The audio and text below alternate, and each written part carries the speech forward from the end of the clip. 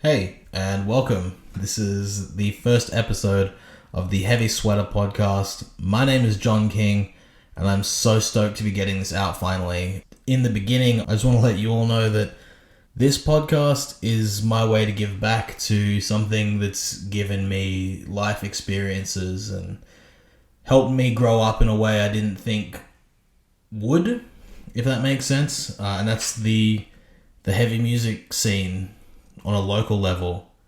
I've made friends that I'll have forever, and I've made memories that I'll hold on to for the rest of my life, and I know I'm not the only one. And that's what this is all about, is talking to musicians around Brisbane and eventually New South Wales and Victoria about what gets them into music and what keeps them in music, and the shift between just listening and being a huge fan of music to wanting to play it for people and wanting to write it so people can hear it. Because I think we're all kind of just wired differently to everybody else. So I guess this is the petri dish, so to speak, of musicians. And anyway, on to today's guest, Zachen Wiki, someone I've never met before recording this, and he is a fucking solid dude. Such a positive person, and it was such a breath of fresh air to speak to somebody that I've never met before, and it'd be such a great interaction. He's more than welcome anytime. But Zachen Wiki, formerly of Season Unending and current independent professional wrestler, great dude. Professional wrestling becomes a massive topic within this podcast because I'm a huge fan, and obviously he is too. So yeah, we just talk shit, and it's fucking sick. And I hope if you're listening to this, you want to come along for the ride and listen weekly as I try to push these out with new guests every single week. And sit back, listen, enjoy. This is the Heavy Sweater Podcast, episode 1 with Zachen Wiki.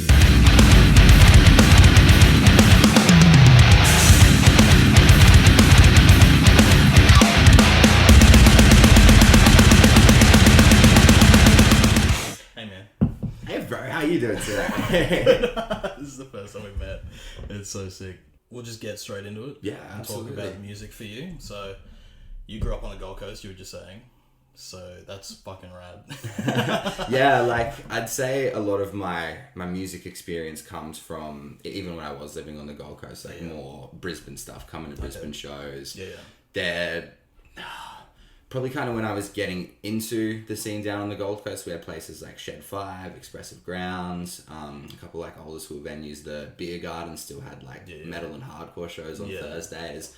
But I was like coming into the tail end of that. So venues just started dropping off, promoters started disappearing. So I was like, I want to be in a band. I was in a band at the time and wanted to still be able to maintain that. So a lot of things just started shifting towards Brisbane, coming up to shows to play them, or whether it be watching other bands playing local shows as well. Yeah. It just went a lot better up in Brisbane. Yeah, so definitely. I'm back on the Gold Coast now, and it's actually kind of cool. I feel like there's been a bit more of a revival on the Gold Coast recently with venues like Moe's Desert Clubhouse, Vinny's Dive Bar. They're starting to bring back, some punk stuff, some hardcore shows and everything. So it's a good break from the usual DJ rave scene and everything that's really prominent on the Gold Coast, you know? Cool. Fuck yeah. That's sick. So were you going to shows like super young? I think my first show, I think I was 15. So back in 2010. Whoa. I don't know if that's classified as like super young. Or if kids are like going to hardcore shows at 12 and 13 nowadays, learning how to mosh from a young age. Yeah. But funnily enough, that show was actually in a church down on the Gold Coast. So, did you ever hear Prepared Like a Bride back in the day? I've got a Prepared Like a Bride CD in there. You're kidding? A kid who came to my school, he was more or less like my introduction to hardcore music and heavier stuff like that. And we just got along really well once he'd come through in grade 10. Okay. And he's like, I'm a keyboardist for this band called Prepared Like a Bride. You should come to a show one time.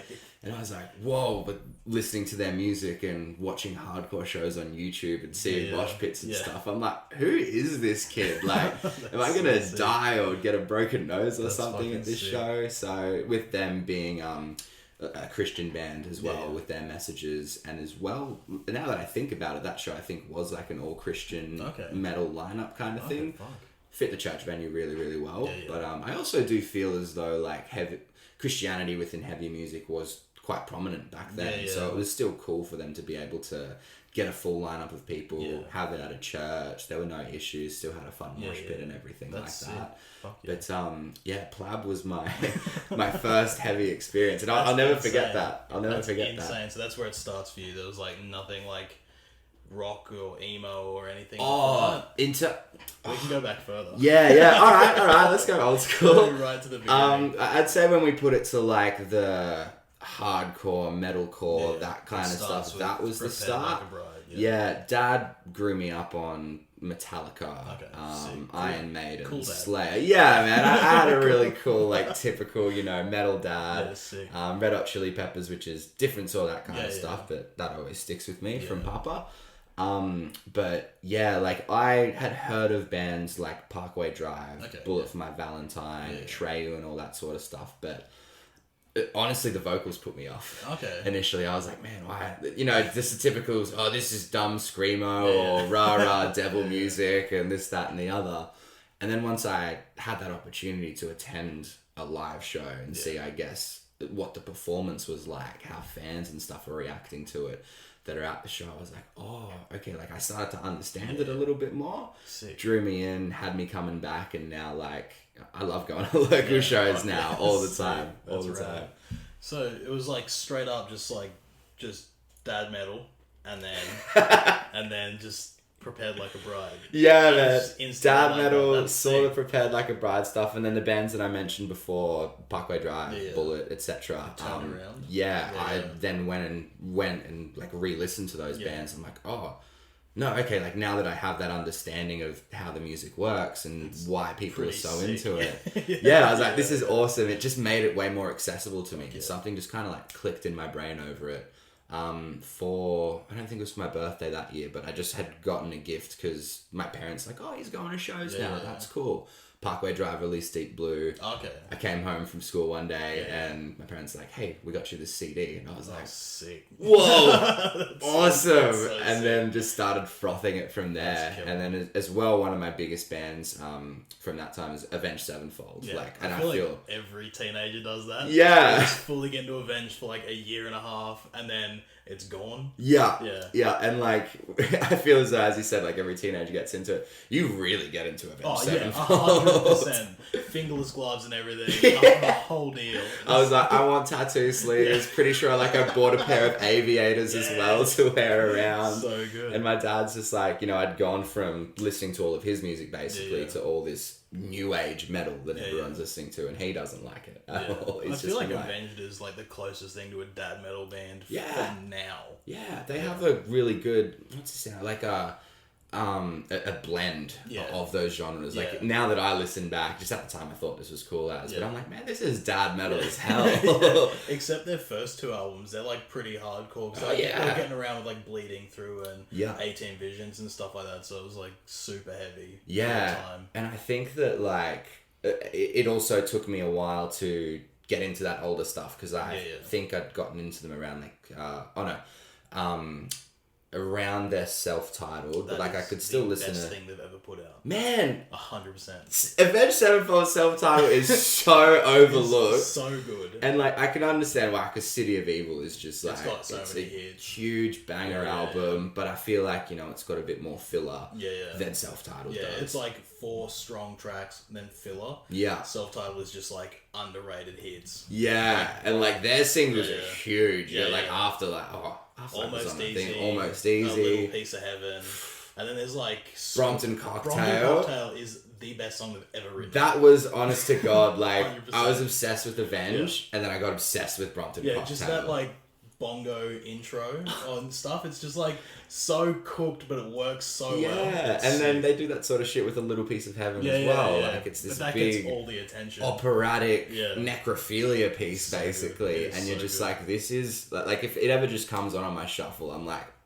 I don't listen to it regularly, but I could go 2 or 3 years. Comes on, I'm like, that's right. This song is like a masterpiece. And I don't say regret, but I wish I got into them earlier to appreciate the Rev while he was alive. As well, Yeah. Because he's insane. A genius. He's a musical genius. Yeah, even like as simple as the almost easy intro, the double ride is just crazy. Yeah. And from like playing drums, I'm like, that is just so like insane. I'm gonna add another ride for one like 4-second piece of music. It's fucking insane. So like, are you a drummer? I used to play drums in Divide. Yeah. And then just like how playing drums is just thankless and you get treated like shit all the time. And you've got the most gear to haul in and out of every show. And no one wants to help. And I've been playing bass and guitar for like just as long as I've been playing drums. So yeah, I decided I'd rather do the stuff I enjoy instead of doing the stuff that I had to do to keep bands going. For sure. Yeah. Brisbane's a black hole of musicians, especially drummers. Man, any drummer in Brisbane is in like 4 bands minimum. Or they're in one and they don't want to move from anything else. It's crazy. And like, I got mad respect for it because I do feel it is one of the fucking tougher roles to be playing in a band. And I can't really talk because I'm a vocalist. So like, I started off as a guitarist personally. And then one day, I think it was in year 12, 2012, I just seen something that was like, oh, you know, we're a band influenced by Bullet for My Valentine, Avenged Sevenfold, Slayer, and just kind of half the bands that I've mentioned already. And they were looking for a vocalist. And I was like, can I do that? Like, is that something that I could actually do? And then next thing you know, I'm like watching YouTube tutorials on how to scream and how to fry scream or how to growl and stuff. Like all of it. And like, I'd be practicing after school and my parents would come home and be shutting down the windows really quickly. Like, oh, I really hope they didn't hear me doing that. I'm going to think I'm some weirdo. And then it all just came together really, really well, thankfully. Fuck yeah, cool. Yeah. That's sick. So you were playing guitar until grade 12 and then just vocals from then on? Yeah, I think again, I think the guitaring started around 14, 15 for me. Massive thank you to Guitar Hero for that as well. Guitar Hero changed lives. It seriously did, man. Like, I forget about it because I feel like it was such at least for me, like an influential piece of the music I got into, and then wanting to pick up a guitar and actually start learning from there, which then led me into learning how to do vocals and stuff like that. Because my mum got me my first guitar for a Christmas, maybe 09, 10, something like that. And I was just playing a lot, was getting lessons. I was self-taught for a while, just ultimate guitar all the day, learning off of tabs because I did music class in high school, couldn't read music to save my life, but I was like, tabs and numbers, that makes sense. That's fine for me. And then that as well, I felt really helped further fuel my love for heavy music. Like, you know, I'd still spend a lot of time on mainly Red Hot Chili Peppers songs because they're my favorite band of all time. But then, you know, you get a Line 6 amp for your birthday, switch it over to extreme, like think it's the greatest guitar tone you've ever heard in your life. And then I was learning Bullet riffs, I was learning old Metallica riffs and trying to figure out how to sweep pick and everything like that, which I never got down personally. I practiced that for hours, man, but sweeping, I could never get there. It's so crazy. And then when I see someone do it, it looks so easy. And I'm like, how? Yeah. It doesn't make sense to my brain that your fingers do that. Yeah. With like such a slow other hand movement. Yeah. In like perfect synchronicity, like your right hand's just gliding on the strings and these other ones are moving and I'm like,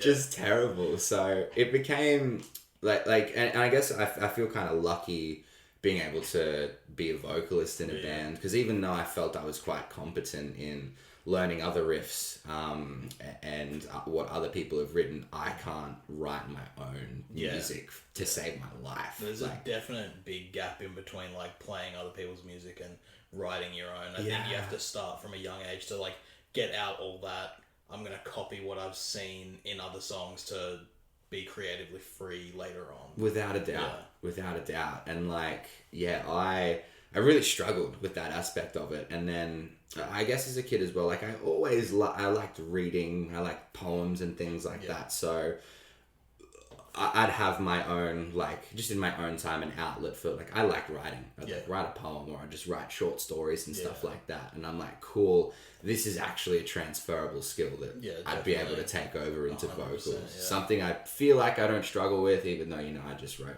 angsty 17-year-old lyrics as we all did.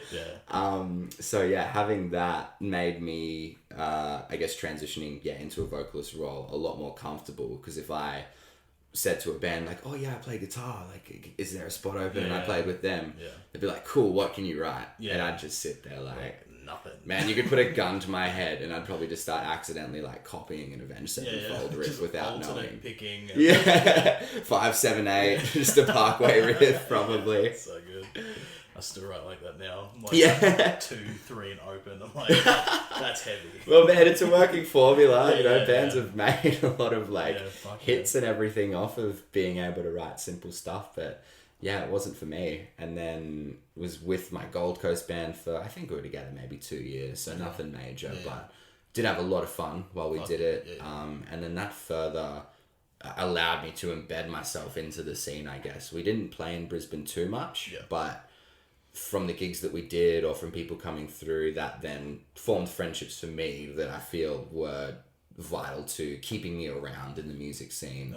After that band broke up in 2014. I think I joined Season in 2017, Season Unending. So there was a big gap of me not doing anything musically publicly. Like I'd make covers and, you know, here and there just to keep myself busy. Yeah, so the passion didn't die off? I wouldn't say so. Like there were times like I'd speak with people like, oh, we should start a band, we should do this, and like nothing just ever materialized, let alone even a prac or something. So I always had that want to be able to get back into it. But it just didn't have the means, didn't have an opportunity. And then early 2017 I want to say, Season Unending were looking for a vocalist, and I'd seen them a couple of times live. I'd listened to their music and like I liked it. I wasn't like completely sold on like gent kind of stuff at the time yet. I was my very 4/4 straight open couple of frets riffs and stuff like that, nothing intense. So then brought in all this like syncopation stuff, some like interesting clean sections scattered about, and I was like, I could give this a go. Like having the time between bands, I guess, when I was just in a stock standard metalcore band in my late teens, I guess my learning and my development as a vocalist was very like tunnel vision. You know, I was like, no, like I'm just sounding this way. I'm just gonna keep trying to improve my high screams, my lows, and that's it. That's all I've got to do. And then still having the passion to want to be a better vocalist whilst not in a band, but not having a particular way I had to write. Like I found myself practicing clean vocals more and like more different styles of like maybe that architectsy, like pitched screams and things like that. So once I'd joined Season, I just had this like whole new arsenal of vocals that I did not used to use. So having those available for now, a new kind of musical genre in that gent metalcore crossover kind of thing, it was a lot of fun. It was a lot of fun. So I'm thankful, as much as I missed being in a band for those 3 odd years, it was very vital to me being able to, I guess, produce stuff that I was really proud of when I was a part of Season. Work on your vocals to get to a band like that. Yeah. Because if you didn't do that, you probably wouldn't have been like, well, I can competently take that on. And do that the way they need it done. Because they're a very particular band. Even now, like, I haven't heard a whole lot of what they're doing now with their new lineup, but they're still very particular and specific to what they do. It's not like everything everybody else does, the baby alpha wolf stuff. I know what you're saying about terms. Like, I feel it was good of them, I guess, to go in the direction that they were in, because I think we've had Australian bands over the years where they get quite big. Everyone jumps on that sort of sound. I feel like the first ones that I have memories of was North Lane. They did that, and that's kind of when a lot of bands started to get that. Sprinkle some genty sort of stuff, more ambient. And the cleans, and just like the big sound as well. And it was real good, you know, because people were like, oh shit, like we don't have to write stock standard metalcore anymore. It really like fleshed things out.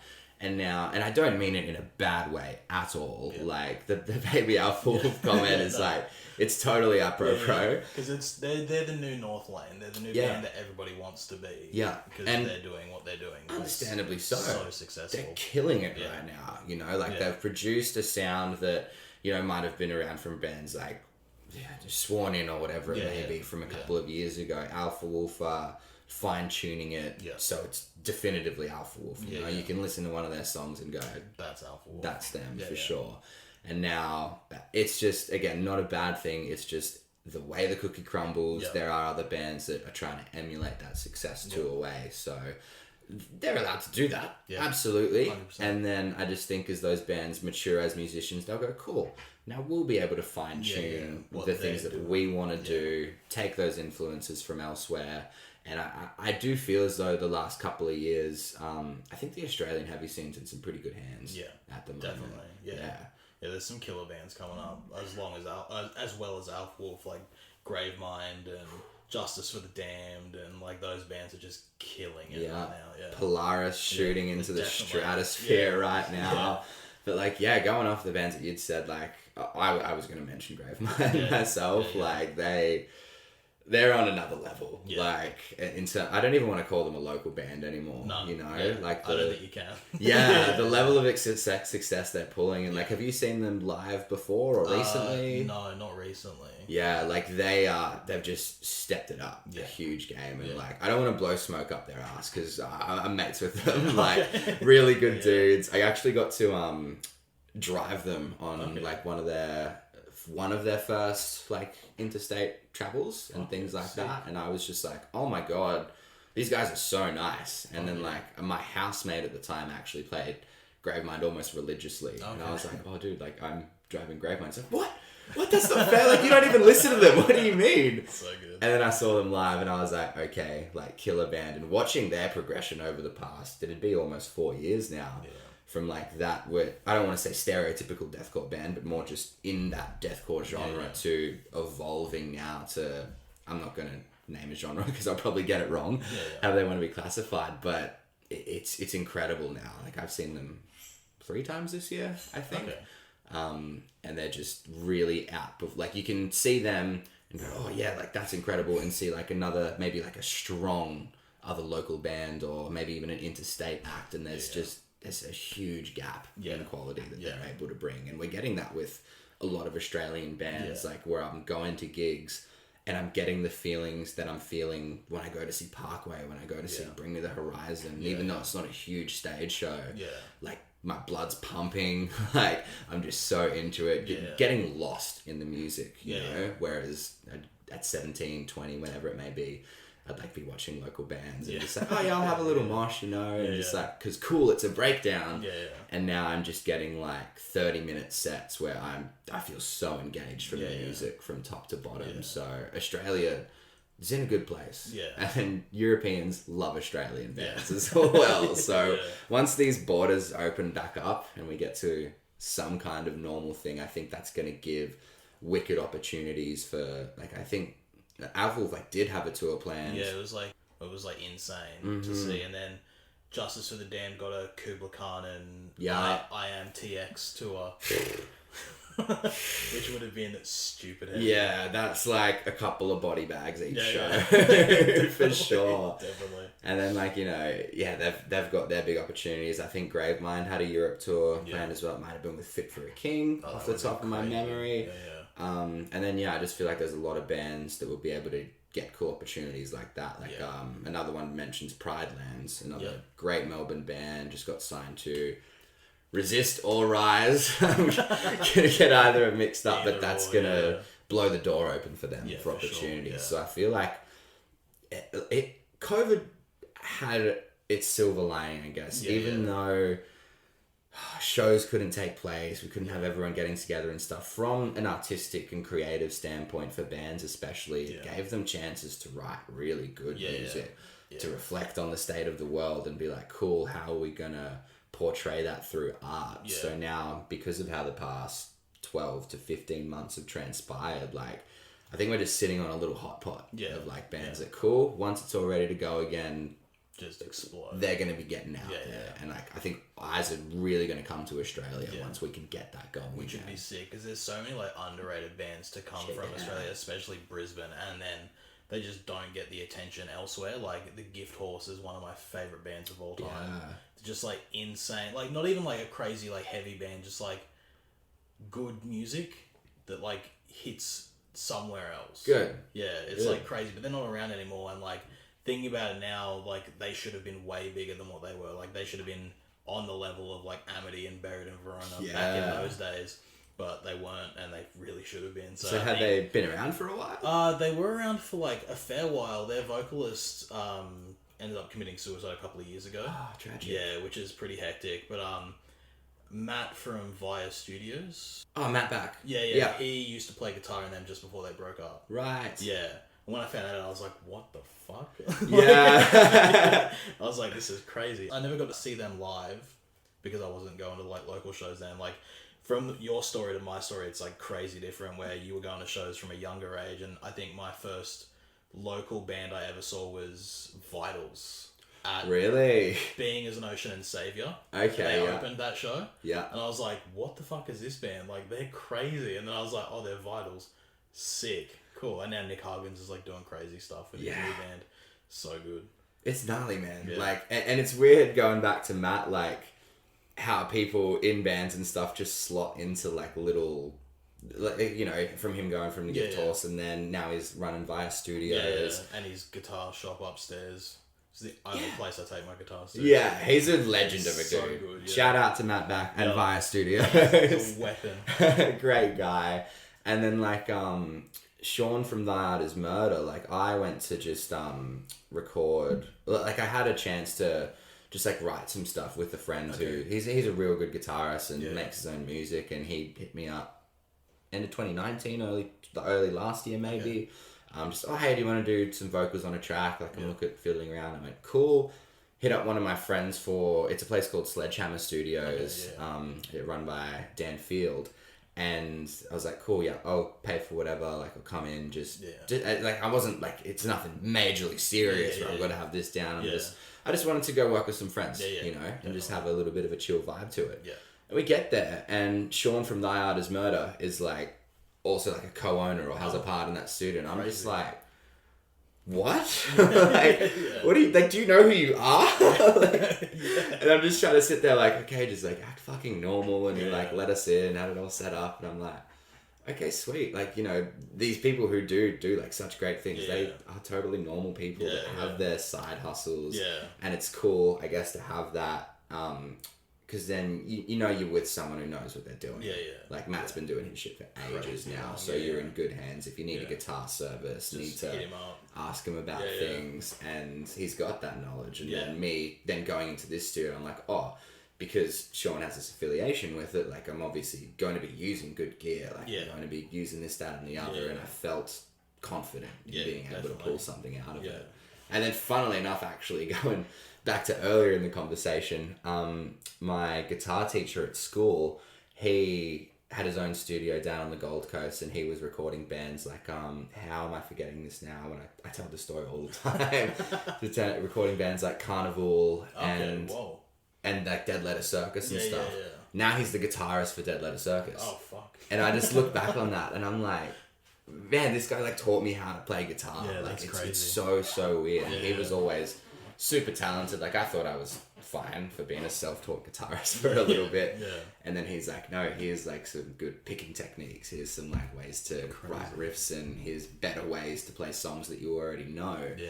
And you're just like, wow. Like the world's so small. Yeah. The world is so small.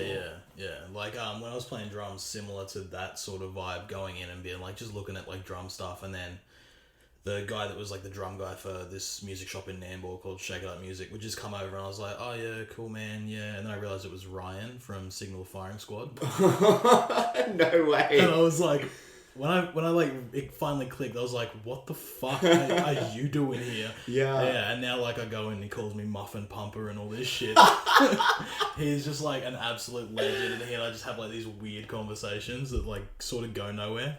That is a wicked nickname. How did, excuse me for diverting, how did you get the nickname Muffin Pumper? I walked in to buy like, I think like guitar leads or something, and he was like, oh man, can you just run down to Coles and get me a muffin? And I was like, nah man. And he's like, I just really want some muffins. I was like, yeah man, just sit here and just pump muffins all day. And he's like, you are the Muffin Pumper. And I was like, that's pretty hectic. Like, I don't know how to respond to Muffin Pumper as a sentence. No. So I'll just take it as a nickname. Yeah, I'm like, alright, cool, I am Muffin Pumper. Look man, there's worse things to pump than muffins. 100%, like, yeah. I'd pump a muffin. So, it's so sick. Holy cow. Sick. So that's like your whole deal in music from the beginning to like sort of now. Yeah, like I'd say covering up to like the season side of things at least. It was funny because as soon as I actually joined Season Unending, about a month later they were I say tour, more like an interstate for 4 or 5 shows down in New South Wales. So I'd gotten into there. I was with the band for a year and a half, and then I was getting to the point where like the more serious you try to get into a band, the more it takes up your time, the more money you have to invest into it, the more thought and process you have to put into like looking past, I'm writing music to my friends, into like, how do we now turn this into a business? You know, like how are we trying to make the band self-sustainable, I guess is the word I'm looking for there. So it was weighing down on me, and I could feel myself like, I'd have writer's block or lyrics I wrote I didn't like, vocals I was writing for songs I didn't like, and I was just like, and then now when I had to write lyrics, when I had to write vocals or even go record, like it became an effort, it became a chore, and like I just stopped enjoying it, and I'm like, man, I kind of want to gap out now because I don't want to grow a resentment towards my friends. I don't want to grow a resentment towards music as a whole, because like I still now am thankful that I did that, because I'll still go to local shows, I'll still hang out with my mates from the scene and stuff like that. But just the time had come for it. But because of all of the bands that we've been speaking about previously, how Australia and everything on our side of the world is still doing so well musically, it still feels great to still go to shows, still be involved in all that kind of stuff as well, because I also had tried like I'd done a bit of music journalism as well. That's kind of kept me in and around the scene. Do you remember I Probably Hate Your Band from back in the day? I definitely do. I think a lot of people from Australia might have, like, if anyone's listening to that, might have just vomited in their mouth a little bit. Just go, that group of absolute morons from the internet. My old bands, we got flamed by them for a release, and like, I think a lot of bands, the thing that they were trying to present, like they were obviously going to take the piss out of a lot of people that were doing it, and we were just like, okay, let's not get offended by it, let's try and find constructive feedback, if there is any, from these guys, and at least still work to do it. But they put a lot of people off of, I guess, their style of writing, whereas like, internet trolls and things like that, people with a sense of humor still found it quite funny. And then I don't know, I just got talking to a couple of them, or they had a Facebook group that was literally just like people just ragging on each other. Shit about bands. Literally the entire purpose of that group was just to rag on bands. So we'd done that kind of stuff. I was talking to a couple of the boys that were in there, and they're like, hey man, some of the negative stuff you say about bands is actually like kind of funny. Do you want to write for us? And I was like, okay, cool. Because again, it comes into me like I like writing as I was younger, like whether it had been short stories or bloody poems or whatever it may be. And then when I was doing music in high school, doing like constructive pieces of music, it all kind of fell into play. And I was like, okay, I feel at least like somewhat qualified to constructively criticize a band as well as try to throw a little bit of sense of humor in there, kind of thing. So that had kind of branched into its own thing. Like that group has honestly been through a lot of iterations. Like for whatever reason, someone reports a group, it gets shut down, cool, we'll make another one, and then it filters off. And admittedly, like there are still remnants of that group that we still have a Facebook group that we keep in touch with, which is so weird to think about, because that's 7, 8, 9 years ago. I don't know that it all started. And now by having that, like I had started to do music journalism a couple of years ago again for a publication, Behind the Scene. And I just got reached out to them one time because they were trying to kick things up and get it going. And someone said, hey, you used to write for I Probably Hate Your Band. Like, would you be interested in writing for us as well? And I thought, okay, cool. Like, that's sweet. And then that's just furthering me. I know I'm like tangenting far here. That's sick. That's it's cool. Like furthering ways for me to stay within the music scene. Like I started off doing reviews, and I was like, hey, like, can I do interviews or like try this, that, or the other? And then next thing you know, you might be getting a cheeky door spot to like gigs here and there, and that's when you feel like you've made it. There's a show on that you don't have to pay for. Or then I got to interview Satchel from Steel Panther. Oh, sick. And that's like, that blows my mind. I have a signed Steel Panther drum head over there. No way. With a kangaroo unicorn on it. Was that their idea? Kangaroo Corn? Yeah. Man, they're out there. It was so good. It was their last tour here where they did their set and then they did a covers set of like 80s songs. It was so good. They came out and Michael Starr came out doing an Ozzy Osbourne impression. And he like wet his hair and put on like a black sweater and pretended he was like all fucked up.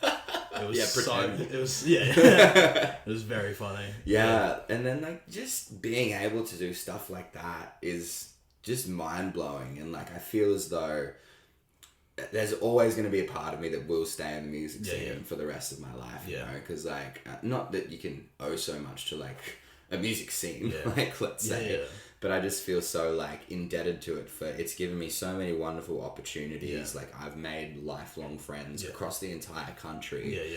Like how could I not want to still be a part of it, you know? And I know over the years as well, there's always the talk of, oh, it's such a toxic scene, or, you know, there's this, that, and the other. It absolutely can be. There's crappy people out there that are going to make you feel like crap or try to bring you down to their level and stuff. And it's like, cool, steer clear of them. Like, those people are everywhere.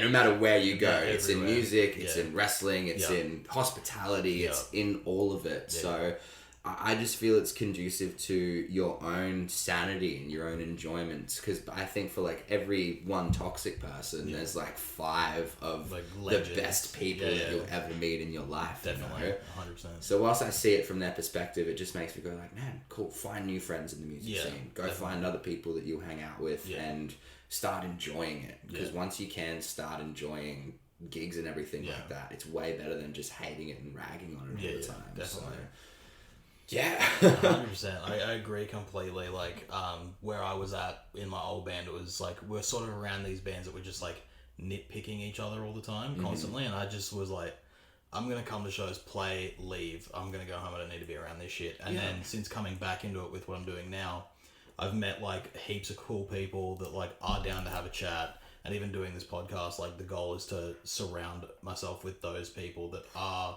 constructive and want to build people up so everybody does well, not just them. Good, man. And then as well, I guess going back to how we were saying how we've got like this good crop of Australian bands coming through as well. I feel like they're filled with nice people too, where it is like a, hey, we make the scene better, everyone benefits. Whereas you're right, I think it might have been a bit more of a self-centered attitude towards it all 10 years ago, where it's like, oh, we'll make our band better and that'll make the scene better or something like that. Whereas now things just seem a lot more collaborative. Like the bands that I'm into and are lucky enough to be friends with, it's just like, these are the great people that now I get to surround myself and spend time with when I go to shows, you know? Like it's not, I don't want to say it's not too difficult, because like it can be hard making new friends and I guess dropping old habits if you're used to being around toxic environments. But the opportunity's absolutely there.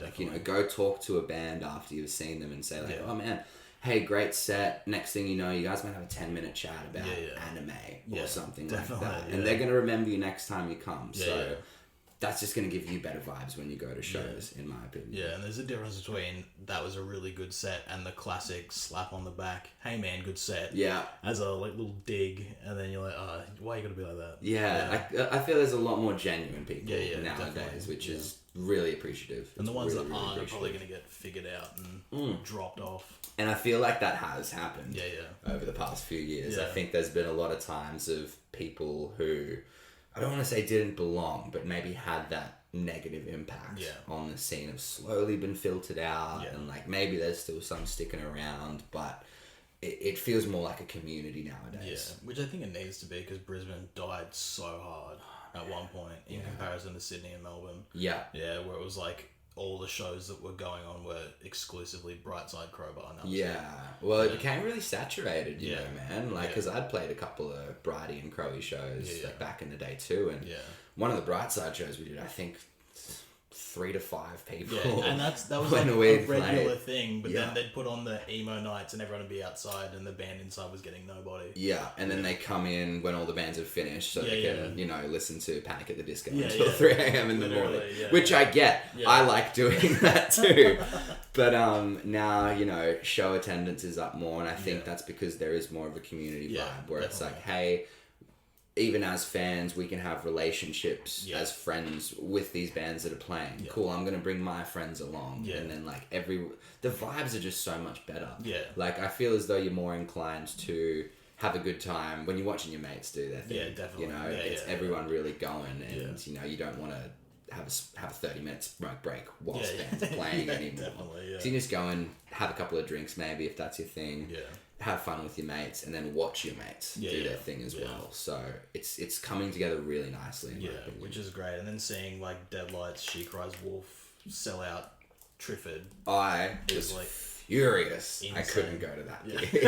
It was crazy because it was like just a Brightside show, and then they were like, "We're moving it to Triffid." I was like, "What the fuck?" Straight up. And then checked the capacity on those venues like a week ago, and Brightside's like 580 or something. Mm-hmm. Triffid's like 3,500. I was like, ridiculous. What the fuck? Like, and because I'd had my ticket for that show for a while. Yeah. And then like doing my wrestling stuff nowadays as well. I realized the week of, I was like, oh my god, we have a show. On that night. So I was just like... You can't miss a show, man. Yeah, I know. Especially like... It was our first show back after COVID and everything. So I'm like, I 100% can't miss this. And I remember as soon as it had finished, I was like just trying to help with packing out stuff. And I was like, sweet, I'm going to fang it to Brisbane now. Yeah. But didn't make it in time. But just like... I was lucky enough, like... ended up seeing a couple of the She Cries and Deadlights boys at a bar. They're like, just come say hey, you know, have a chat. And I was seeing videos from the show, and I was just like, this is insane, man. It's like so good to see like the scene get healthy. Yeah, and again, how we said like how I don't feel like we can call Gravemind a local band anymore. I think like She Cries and Deadlights are on the precipice of that as well. Deadlights definitely. Deadlights are a top tier band. Like it actually blows my mind that they aren't just absolutely everywhere now. So hopefully with the new album being out for like a week and a bit now, hopefully that just continues on an upwards traction, because they are hardworking boys producing some of Aussie's best music, no doubt. Yeah, like, definitely. I can't speak highly enough of them. I've been waiting for a new Deadlights album for so long, as many people have. Yeah, I saw them last, just before COVID. I went to Kubla Khan and Stray from the Path with Deadlights. Yeah. It was so fucking good. And they like crushed. They were so tight. And then I watched Kubla Khan and I was like, I'm done for tonight. I didn't even watch Stray. I went home. I was like, I saw the hammer and I saw someone get king hit. I'm out of here. Yeah. I've had enough of an enjoyable night. Yeah, it was sick. Was that a Venom Pro show? It was a Venom Pro wrestling show. Cool. Yeah. So we'll get into that now, because this is... Good little segue. Yeah, we've gone from one specialty to another.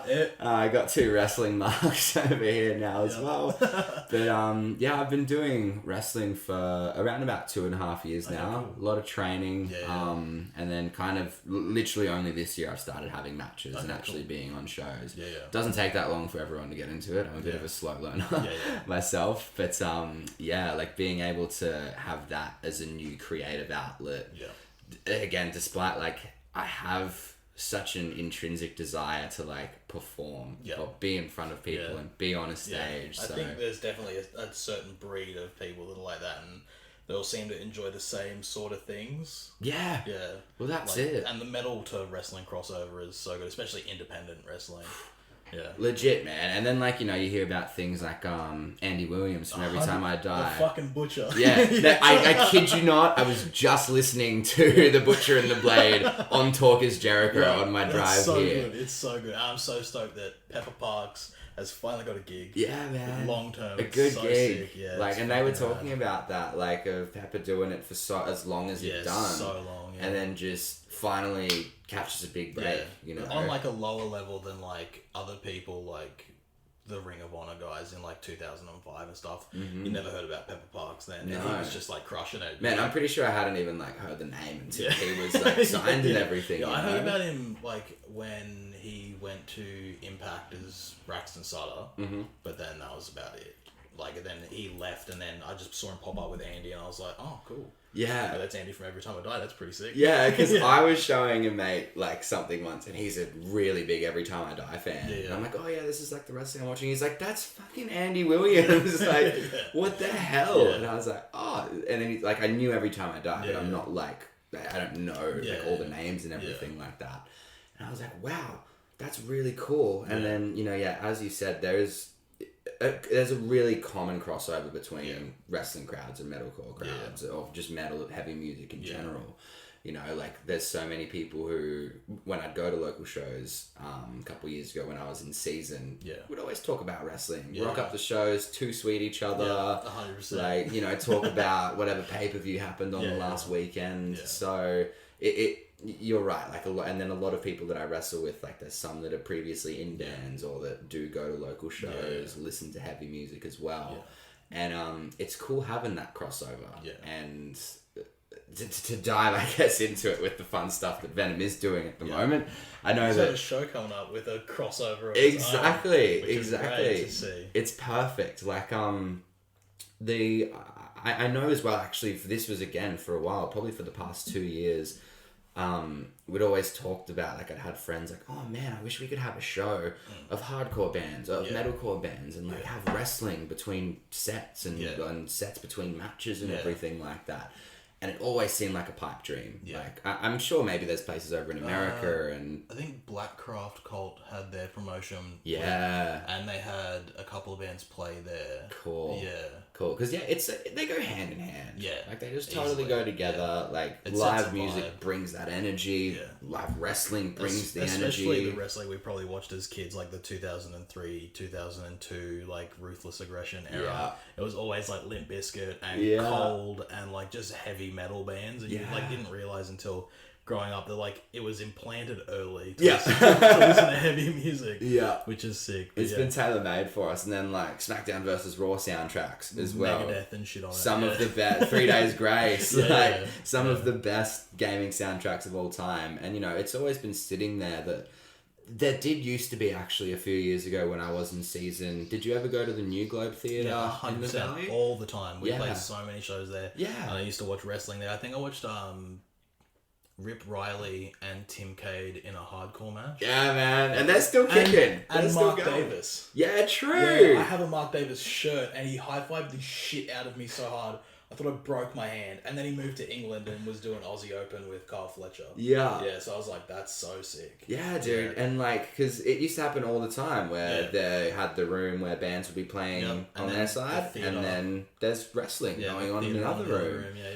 And it surprises me, as you said, there have been other places that have done it, but I'm like, why haven't we done this in Brisbane sooner? 100%. Like, it makes perfect sense. So, a couple of months ago, my promoter, he had said, he's like, because he knows that I'm from the music scene and from Brisbane and everything like that, because Venom Pro Wrestling's based out of Yatala, you know, about 40 minutes from the city, give or take. And he said, hey, we've managed to score a Brisbane gig. I want to have bands playing as well with it. So sick. Do you know any? And I just, I got so giddy. And you picked the filthiest band. I started giggling like a schoolgirl, man. I'm like, this is like, I felt like it was tailor-made for me at least to have an opportunity to try and do something really cool that Brisbane has been missing. So when he put that in my hands, my first thought was Apartheid. Like, they were without a doubt. I was like, they have a lot of their new stuff that's going to be coming up in a couple of months. I love those boys as well. And their manager, shout out to Sammy P. Huge wrestling fan as well. So I'm like, I think if I pitch this to them, I reckon they'll be down. And again, it's that style of music that's really well suited for it to go in with it as well. They have like a theatrical sound without being a theatrical band. Which is like crazy. So they, like, when the feelers were put out there, they're like, oh yeah, no, like, that sounds cool. Keep us in the know, whatever. I'd done a Facebook status, like, asking for other bands. And then again, making me think, like, why haven't we done this earlier? I had so many bands that were like, oh my gosh, bro, this would be so cool. The like, crossover's like definitely there. I feel like we all grew up around the same sort of stuff. Like, people that are into heavy music and into wrestling just ended up in the same spots. Or at least, like, you know, within touching distance enough for each other that it just takes one little thing for now these worlds to merge. Definitely. So I had gotten quite a few inquiries from people, and then shout out to Old Town as well, who reached out, and I was like, look, the energy that Old Town brings to a live show, I'm like, that is perfectly set, like, to suit a wrestling environment as well. So we got them on board. Monsters Up North was our promoter's doing. I personally don't know too much about them, but he's like, cool, I want to have these guys on the show. Said, that's sweet, that's fine. And yeah, I'm happy with the lineup. There's a lot of people that are coming that are happy with the lineup as well. So if all goes well, which hopefully it should do, like I can't see why it would be a flop of a show at the very least. Not, we're going to be able to consistently have wrestling and band shows, which will be sick. Yeah, that'll be so good. And again, it's another place that I feel is overlooked from a venue perspective. The back room. Fuck, man. You don't like the back room, or is this like I love the back room. Yeah. The last one I recorded was with my buddy Wade from Virtues, and he and I both agreed that is one of the best venues in Brisbane, but there's never shows there. 15 minutes out of Brisbane and nobody wants to go there. I know. And it's like, so come on, good. man. Yeah. Like, it's attached. And, like, just that, the whole Chardon's Corner, like, it's a really nice venue. Like, I played, what was it? I was in season, and I cannot remember the name of the festival, but it was like a full day-long festival at Backroom. I think I remember seeing that. Yeah, it was like She Cries were the headliner. Yeah. There were a couple of interstate bands who were playing. Aparte were on it. Yeah. And I went there and I thought, this place is bloody wicked. It's so sick. The band room is huge. The green room is massive. Yeah, I've heard about that. I wasn't in a high enough band to be able to go in the green room. So good. But and the sound. The sound really stood out to me. Yeah. I was like, man, some of the bands I'm seeing play sound the best that I've seen them in a live setting. And it's a huge space, and you get the barrier, so you feel like you're a real musician. Yeah. Which is excellent. Legitimately. Plenty of space to pit and everything like that. So, yeah, I'm really excited for, like, at least, to have a solid helping hand in trying to put that together, have it go well, and then it'll be going on every 3 months. Sick. And then that can just be such a cool way for these two communities to come together. Yeah. I saw it as an opportunity for a lot of wrestling fans I know from, like, whether it be that South Brisbane area or Gold Coast that come to Venom shows, if they make the travel to this one, hopefully they end up finding bands that they like, that they haven't heard of before, because maybe they've only listened to Triple J or stuck to what's hot, like Parkway Drive and Alpha Wolf and stuff, and it's like, there's some high level bands playing like on a local level that you're missing out on.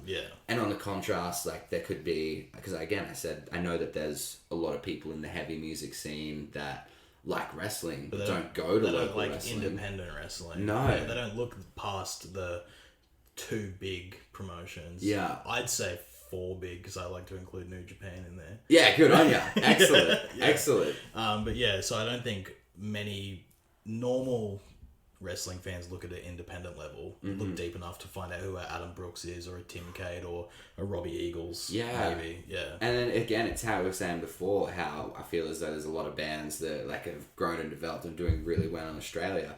Australia's on like a very big up in the wrestling world at the moment. I think it's a lot of people want to give people the chance to see what they could see in America in Australia. That's it, because as you said, we've got people like Brooksy, we've got Slex, we've got Tim Cade, Rick Riley's amazing as well. He's incredible, People coming through down in Melbourne. Shout out to Edward Dusk again. He's a fantastic wrestler from down that way. But there's might not be able to compare it to like AEW and wrestling because of the vast production and everything they got. You're still getting really, really good matches out of that. And, I didn't even really know that independent wrestling was a thing in Australia until I started training. And I was like, wait a second, there's shows on the Gold Coast. Like, there's 2 promotions in Brisbane right now. And then there's UPW and Sunshine Coast, which are more like a TV style. But still a good gateway for people to realise that it's in the area. Exactly. And like we've got that now available to us, and it's just for opportunities like Backroom Brawl, for being able to get it out there and for people to know about it. Because now, like, I don't want to toot their horn because I wrestle for them and put me over, give me a championship. I'm loving the Venom product, especially starting from this year. Like, it started to take much more of the storylines happening everywhere. I'm getting engaged. I've had a couple of friends of mine that have come to their first shows. Now they're consistently coming to every show. Fuck yeah. And like one group of them is friends with a couple of us, and they've literally started just coming to support the boys. They are literally the rowdiest group at every show now. That's all you need. Like, they have some drinks, they're so into it. Like, and even the wrestlers out the back, they're like, who are these people? Like, where have they come from? And like, I'll go back to theirs after a show and we hang out for a couple more drinks and stuff, and they're like, yeah, dude, like, they're not like hamming it. Like at first it was just like, cool, we'll go see our mate. yeah. But now they're like, no, like wrestling is so much fun. Yeah. Like there's so much to it, and it's really easy to enjoy. Yeah, and it is. some of my other friends have been saying the same thing as well now. So it's just like, I think you just got to give it a chance. Yeah, it gets a bad rap, especially like when the F word comes up.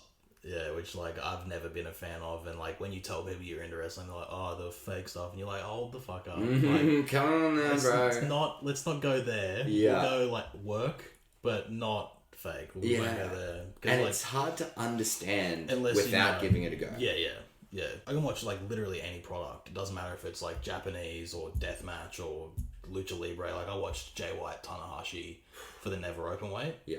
And there's just like 80% of the match was drag and screw leg whips. And they just work leg the entire time. I think you need to like get into it and understand that it is just storytelling in a different way. Exactly. Because if you go into it going, this is fake fighting, if you're going into it expecting fights like a UFC style kind of thing, you know, it's which like you can get, but like you not can get all your the shoot time. stuff, but like the art of pro wrestling is in the storytelling. You know? And the suspension of disbelief for like even if it's just a second to like get somebody who's not normally into it to be like, oh fuck, that looked pretty hectic. Yeah, and then like even I'm sure you probably get this sometimes too. Like for people who've been watching wrestling for as long as we have, like when when I suspend my belief because like they're just telling that good of a story and they're wrestling so well, that pulls me back and go, oh, that's right. Like this is what wrestling's about. Yeah. So people, I just think, need to approach it with an open mind.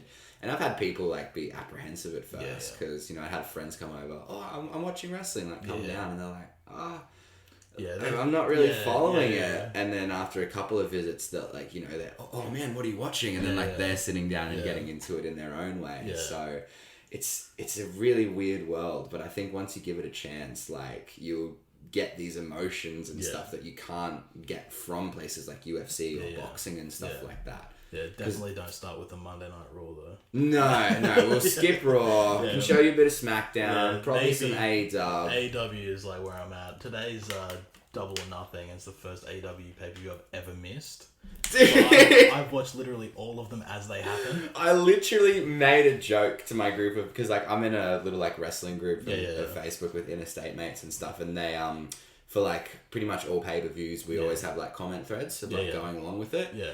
And it was basically like just starting as I was leaving. Oh, okay, yeah. And I was like, yo, I'm this close to cancelling this freaking podcast session because like they said it's hot. Yeah. And like I watched like a highlight reel of like the first couple of matches and I was like, this is fucking insane. Because they're back to full crowd. Yeah, yeah. And apparently they were on Friday. Yeah, actually, sorry. I did see that. Yeah. And like, just in the comments, they're like, yeah, awesome. Hangman Page and Cage was a banger. Oh, yeah. Crowd's losing their minds. And I'm like, I'm going to go get this done and I'm going home and watching it. Yeah, definitely, yeah. I looked at the results just before. I was like, oh, fuck, this looks like a good show. Yeah. Like, because it's been hard at times lately. Like, I've been struggling with keeping up to date, either with WWE being within it. It's definitely going to be a lot harder to keep up with everything going on. Yeah. And then, like, you know, I'm trying, like, there's a lot that goes into wrestling, you know. Ever since I started doing it, that encouraged me to, like, start working out more, eating well. Because my first few training sessions, I was destroyed by the end of the day. And I'm like, cool, bro. You can play wrestler or like you can start actually trying to get into that sort of thing. Definitely. So now working full time and then trying to like make your own meals as well as staying on top of gym and everything like that. I'm just like, I don't have as much downtime as I would like to be able to watch it. So missing a lot of stuff that's been going on recently. I looked at the card today and I'm like, this is this is a crazy stacked card. Yeah, it's crazy. And like top to bottom, like, you know, even on pay-per-views, I could be like, oh, I could skip that Could match. miss that one. I wouldn't be, I wouldn't mind. All of these matches, I'm pretty invested in. Like, I could definitely just sit down, watch it. Like, I don't want to look at the results because like that's going to have me just go, oh, okay, shit. Like, what's going to happen? And just be really into it. So I find that funny that we both had our eyes on it. We were just like, damn, we're going to skip it this day. We'll get to it. I'll probably watch it tomorrow or something. Yeah. Fuck yeah, cool. When did the crossover happen from music to training to be a wrestler? Yeah, so, like, I've done the whole, like, being in a band, quit a band, and then actually shortly after I think it was actually even around, I might have instantly transitioned, to be honest. Like, Okay. right at my tail end of season Unending was when Super Showdown happened down in Melbourne. Yeah, and Buddy won the cruiserweight. I don't think I'm ever going to hear a pop like that in my life. Man. Did you no, go to the show or did you watch it? I watched it, but I'm a huge Buddy fan from like in the beginning when he was doing jobs. In I hate using the term underrated, but Jesus, he's that good. He's great. Definitely. He's awesome. incredible. Yeah, just everything he does looks like it's fighting for his life. Yeah, yeah, does it so crisp. He's jacked. Like he's huge. doing cruiserweight stuff and looking like that. Yeah. It's just awesome. It's so sick. But like I'd done like a handful of shows around that time as well, and that's when it was starting to get embedded. Like, oh damn, this is kind of really starting to wear down on me. Yeah. Went to Super Showdown and like just having that many people in MCG and then definitively the Buddy moment. I had chills, I had goosebumps. Like I just couldn't believe it. And I came back to the Gold Coast like, holy crap, an Australian just won a WWE title. The first Australian, and that's a big goddamn deal, man. And now Bronson. Now Bronson's a champ. Indy Hartwell's NXT Tag Team champ. And then Shane Thorne and Mikey Nichols were doing that stuff. I loved TM61, man. TM61 were a great tag team. Underrated as fuck. That match they had Dusty Classic Finals with Authors of Pain. That was a wicked match with Ellering in the shark cage. And Shane Thorne just doing that massive tope was crazy. Like, and that stuff's awesome. And then like ever since then, you know, you started to see the development of like Brooksy and Slex getting signed to Ring of Honor. The Iconics being the WWE Tag Team Champions, and then like recently Steph DeLanda and Maddie Wahlberg got signed over there. Definitely. And then Robbie Eagles in New Japan. Exactly. Gino Gambino, New Japan. And then Fale from New Zealand and Hanare. Being the link from, you know, our little Oceania area to get into New Japan. Like, it's really on the up in Australia. And from that night, I was like, damn. Like, without, I guess, having the foresight of like, okay, there's about to be an Australian wrestling boom, in my opinion, since then. Nice. I think we're on the precipice of it. Yeah, I think we're so close to getting it. And I was like, cool, I want to be a part of this. Like, how can I do this? And funnily enough, my girlfriend at the time, she was like, oh, my brother-in-law, like, is a wrestler. Do you want me to see if I can ask him to, like, get you to train or something? I'm like, I can train, like, in Australia? Like, that's actually a thing? What do you mean? And then, had linked up with Venom Pro Wrestling, and have been training ever since. And then, like, even just yesterday, like, got back from Wrestling Interstate down in, like, Port Macquarie with a bunch of our Venom boys. And it's real funny, because I know, as you'd said before, like, there's a crossover between, like, wrestling and metal, and we've all kind of grown up in similar ways.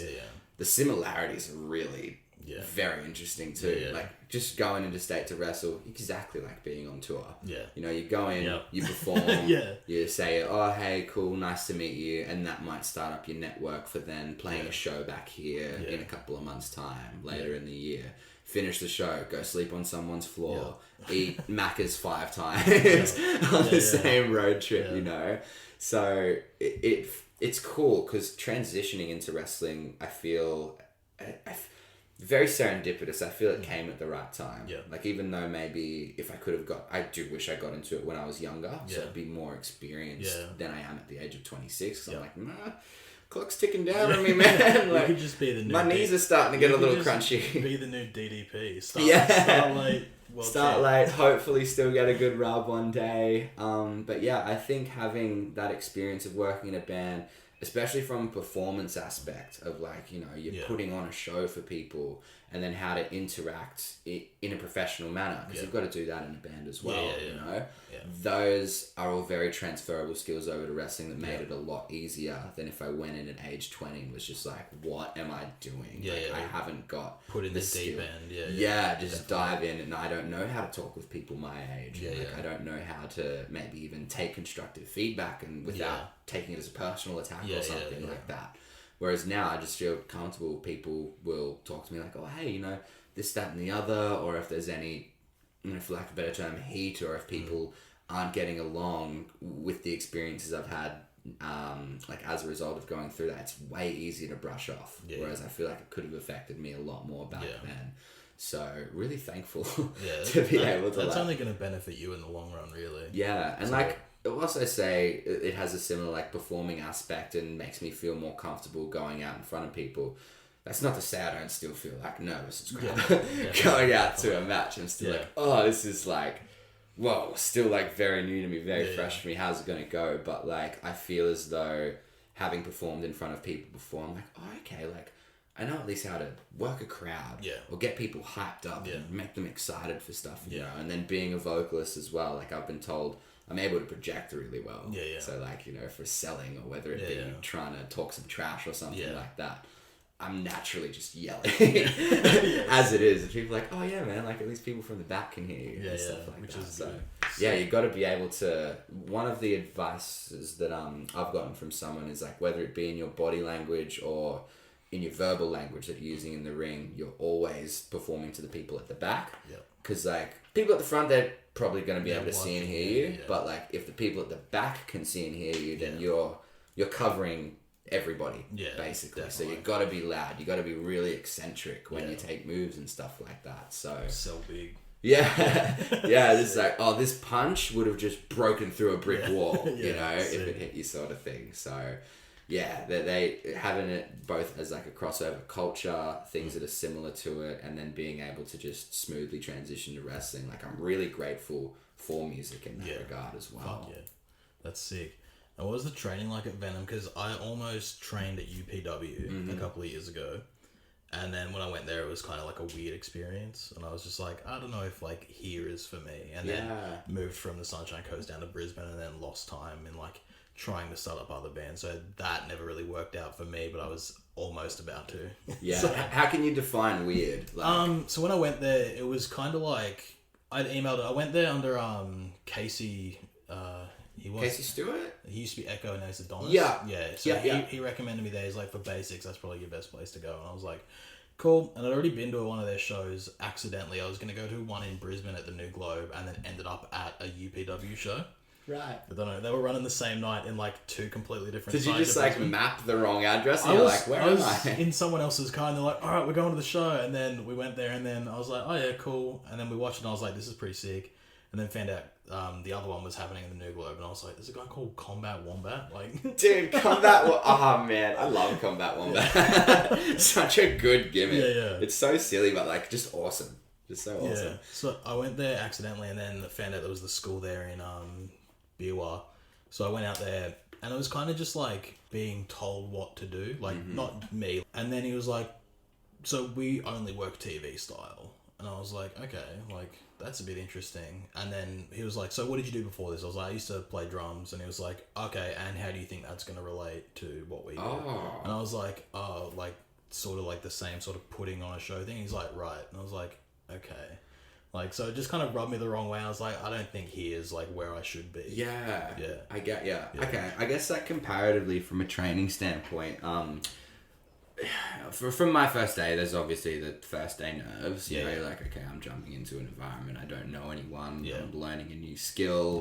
The odds are stacked against you coming into this sort of world. So that was definitely a bit nerve-wracking, but we call it the Snake Pit, Venom Pro Wrestling, Snake, everyone getting together, really cool little gimmick there. I always felt pretty comfortable going into it, and then I feel as well over the past 2 and a bit years that I have been training, we've still got even people who are performing on shows, they're still coming to training. So our rookies from back then, we're all starting to come through. We'll still attend training and stuff. And I don't mean to blow smoke up my coach's ass or up for the Snake Pit in general, but it's an incredible vibe, man. We've had new people come through and filter through, or we might have a guest trainer come through and teach us if we've got a show on and something like that. And we've been told you guys have a really good family vibe going on here. There's a massive lack of ego in a training session. And our coach will, if we're going over basics and okay, someone's new, cool, everyone here can do a headlock takedown. I'm going to spend 5 minutes sitting with this guy, with this girl, explaining the mechanics, going through it, giving them a couple of runs. And, everyone's watching, cool, you hit one for the first time, even though you've been trying for 3 minutes, we'll applaud you. It's real inclusive. I feel everyone there we all really want each other to succeed at this point now. So it's very similar to the music industry in Brisbane, where all the good people should be there lifting up new people. Yeah. Or each other to get like everybody to where they should be. Yeah, and I feel like that's a trait from the younger generation, you know. And I'm not talking shit on people who have like done music for a really long time and had that, or people who have done wrestling for a really long time. But nowadays, I feel like people who are my age and younger, like we're all so supportive of like whether it be of strangers or people that you have known for a while. We all do want each other to succeed, and from like a genuine place in our heart, it's like, cool, man. Like if I can do well, if you can do well, if we can all do well, that makes wrestling better for the fans. And that's who it's about in the end. So there's no use ragging on people. There's no use putting other people down and making them feel like crap because their arm drag sucked in a match or something like that. It's like, hey, maybe like try this next time, or like just take this into consideration next time you want to do something like that. But I still want you to be the best wrestler you can be.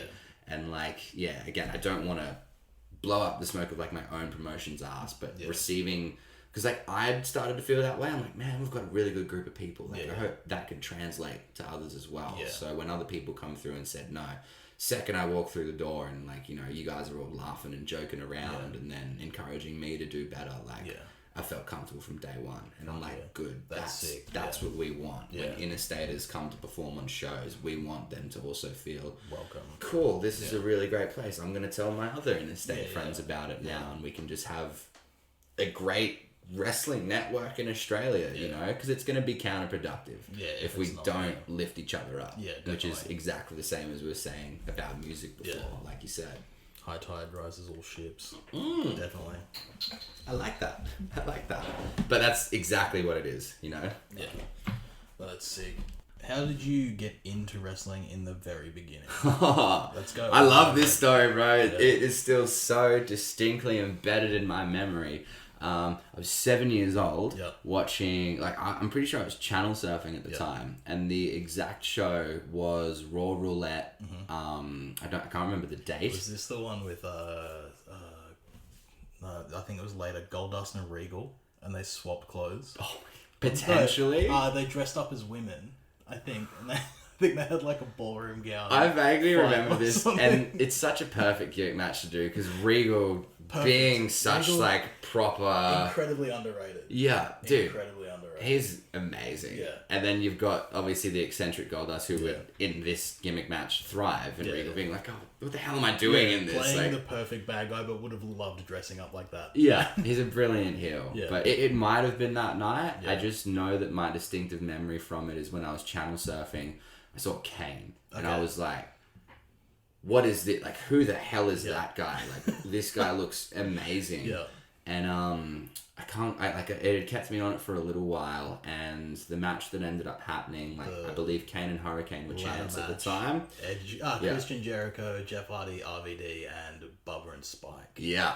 Versus Kane and Hurricane. Yeah. But Hurricane got taken out earlier in the night. Yeah. So I think Kane had to like do it single-handedly. Yes. Yeah. And I just watched this match and seeing this monster of a man, like demon mask wearing guy, like he copped a lot of crap in that match. I think he got like 5-star frog splash through a table. Probably, and then just taking heat. Ends up still coming through and winning the match. Yeah. Kane was my favorite wrestler. Like from that single moment just for many years. That's very funny. I was like, this guy is my god, basically. That's so sick. And just from that, instant fan. And then I even remember going to school like a couple of days later, and I heard someone say like, oh yeah, and then like Kane chokeslammed this guy. And I was like, I watched that too. Like, hey. So it's just so weird that, you know, just small memories, like something that small. I can't remember anything like earlier than the age of 15, basically. But that particular thing always stuck out to me. Yeah. And then as a result of it too, I actually ended up being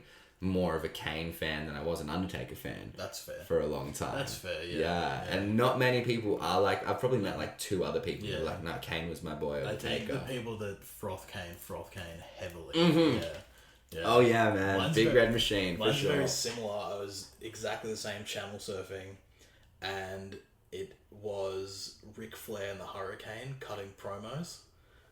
This is around end of 2002, so I think Hurricane had just done like the thing with The Rock. Yeah. With the schoolboy, and then they were cutting promos back and forth, and I was like, who is this 70-year-old man that is purple, like screaming, and then he was bleeding, and I was like, what the fuck is going on? I remember I was living with my mum at the time, and I like walked in, I was like, you don't understand, this old guy is like purple, he's yelling all the time, he's bleeding everywhere, and she's like, go away, and I was like, alright, and then I need to tell someone about this. I was like, this guy's gonna die, it's crazy. But yeah, so that was it for me around the same time, Flair being a purple guy. I feel like that's such a good thing to drop into too. Yeah. Like Hurricane has impeccable comedic timing, and then Ric Flair's fucking Ric Flair. Yeah. So of course you're gonna be like, whoa, like straight off the bat, very engaged, very into it. It was crazy. Like, yeah, and that's why as well I love Kane and Hurricane's The team. dichotomy was so good. And then Hurricane would always go for the chokeslam and not very often hit it. It was like they worked together so Yeah. well, and I feel like it pulled off too because like Kane has incredible comedic timing. Yeah, he's a perfect straight man. Kane, Yeah. but then when he wants to be funny, like very funny. he's very Yeah. funny. One of my favorite backstage segments was I think Hulk Hogan, The Rock, and Kane had to tag together. Yeah.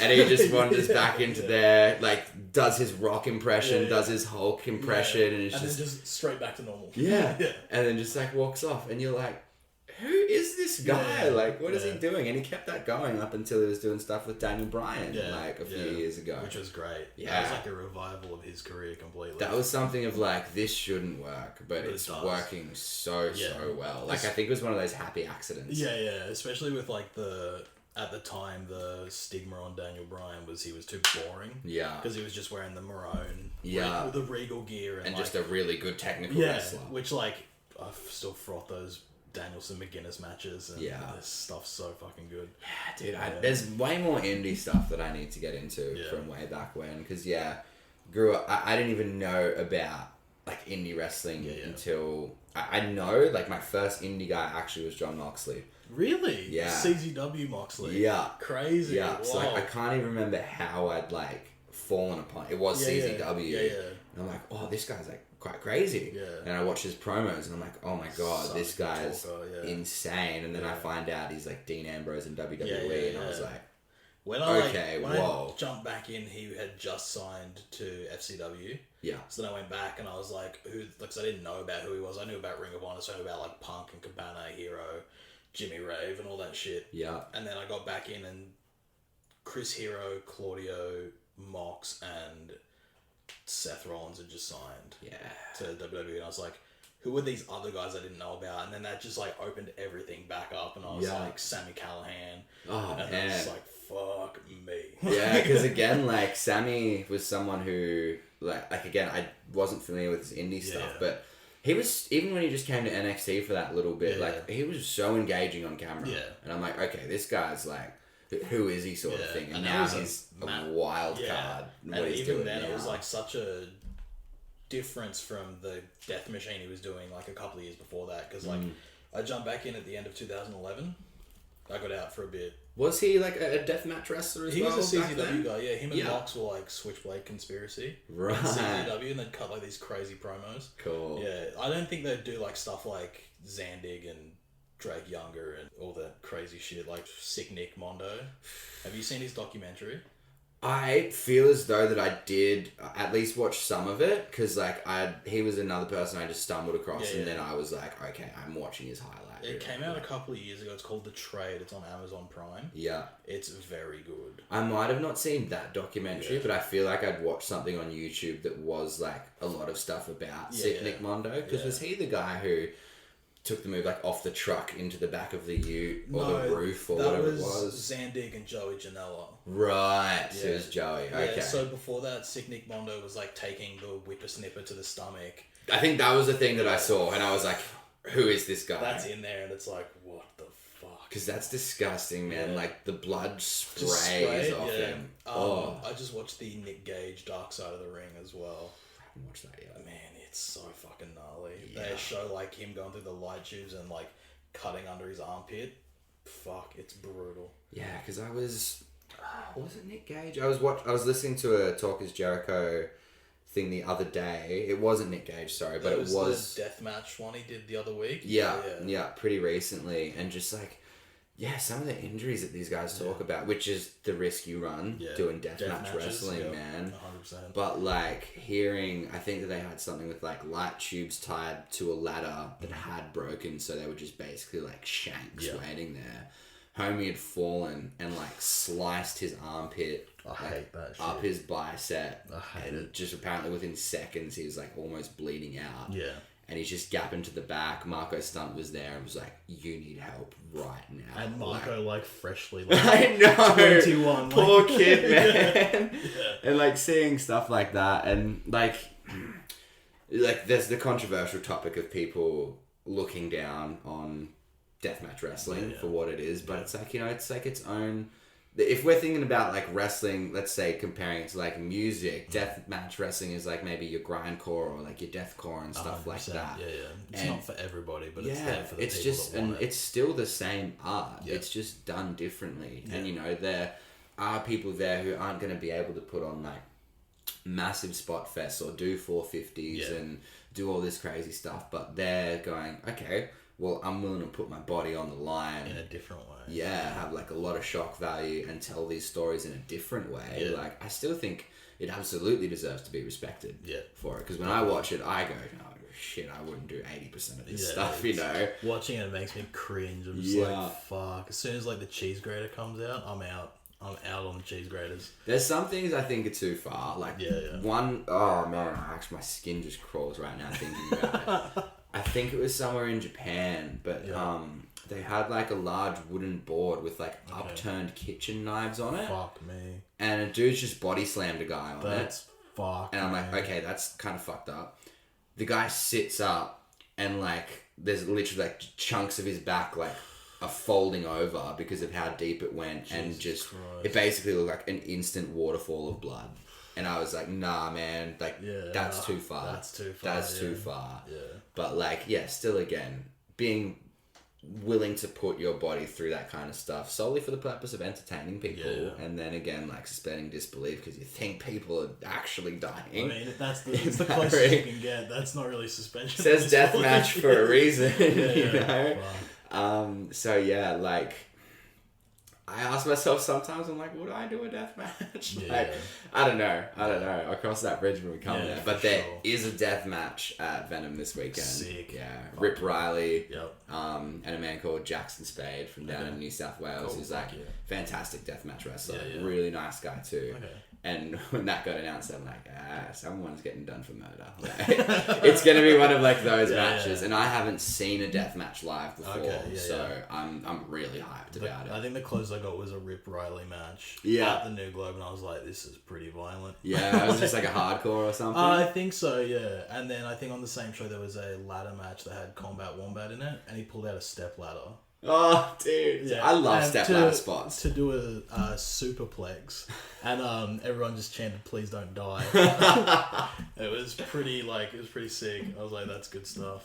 I love it, man. Like, especially when fans can, you know, take the piss out of that sort of stuff. Understand a comedy spot to a serious spot. Yeah. And that's it. And like, Venom actually had a ladder match. I guess our version of the Money in the Bank match, which is the brass ring match. So cool little, fun little play on words for it there. But that match had like some of my mates in it, and there was like 6 holy shit chants, this is awesome chant. Yeah. We had a superplex like off of the ladder. Yeah, sick. And like that was just like even maybe when I was at Super Showdown, man, like I've never been so engaged like in a match. Like these boys put their bodies on the line because it was some of my mates. I was genuinely like on the outside, like, man, someone's like got broken ribs or like just something like that. And as well, at our front row, we use the venues tables that they've got because they're really thick. Like, got the steel reinforced beams underneath them and everything like that.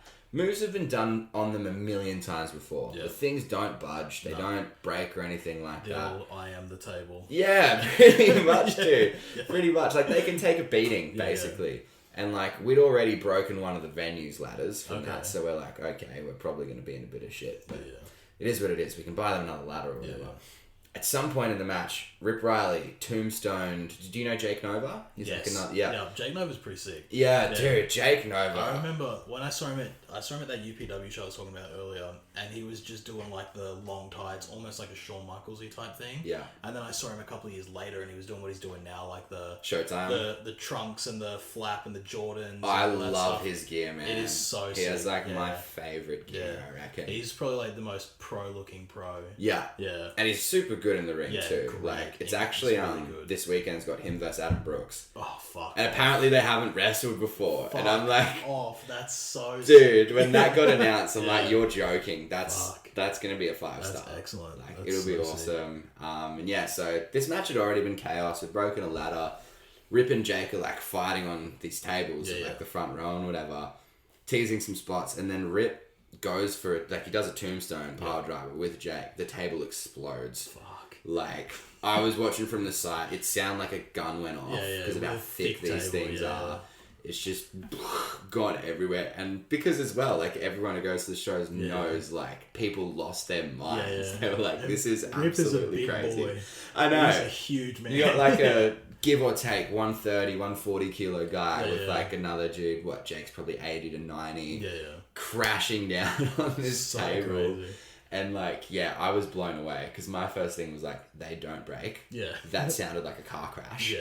And just, it was absolute chaos, man. And again, like, this is what I'm saying about local wrestling that you can come to and just come and see crazy stuff that like is usually reserved for the big leagues or something like that. It's more entertaining per show.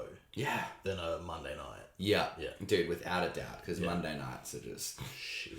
Raw is a 3 minutes. It's actually really funny. Back when I lived in North Brisbane and was working on the Gold Coast. Okay, I didn't have my license for a short period, so I was training down like every time. Yeah. And on Tuesday afternoon, so like Raw had aired over here in Australia. I'd always get Raw up to watch on the train. Yeah. I would fall asleep. Yeah. Like every time I'd be watching it, fall asleep, wake up, I'm in the city and I've got to transfer trains. And I'm like, look, I get that I'm tired, but I don't sleep on my other train rides. Raw's actually making me dip now. And I think even within the past month, I think they did a viewership of like 1.4 mil. Yeah, they've been declining. I watch rapidly like clips on YouTube. That's about it. Yeah, I can't just to see the people that I prefer to see, which like on Raw is like New Day. Yeah. Literally, that's legit, it. Or man. AJ Styles, because I've been a fan of him since I was like a fucking kid. AJ's... Yeah. He's on his own. And has been for a long time. Yeah. Like, because I knew of him, but like I'd never watched his stuff, like really. Yeah. And then when he came to WWE, I watched the Nakamura match and then... The Wrestle Kingdom. Yeah. Like just a little bit, I think, Intercontinental title, I think it was. And I'm just like, wow. And then even now, if I like watch old Impact highlights and stuff like that, of the stuff AJ's doing there, I'm like, how is he doing this in 2006 or whatever, you know? Well, the best one I saw was the three-way him, Joe and Daniels. Yeah. And he does the running shooting star over the top rope.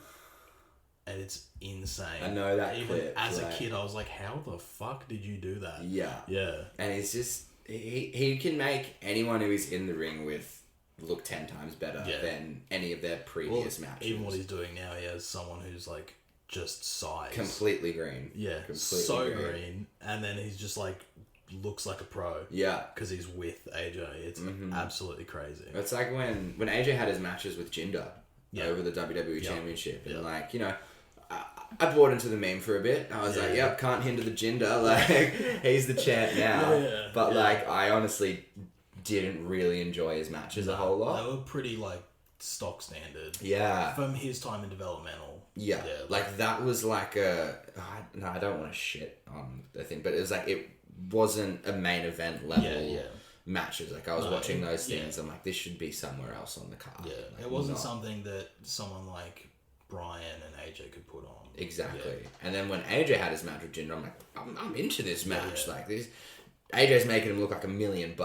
Like, and it just makes me wonder, like, how do people get that good at wrestling?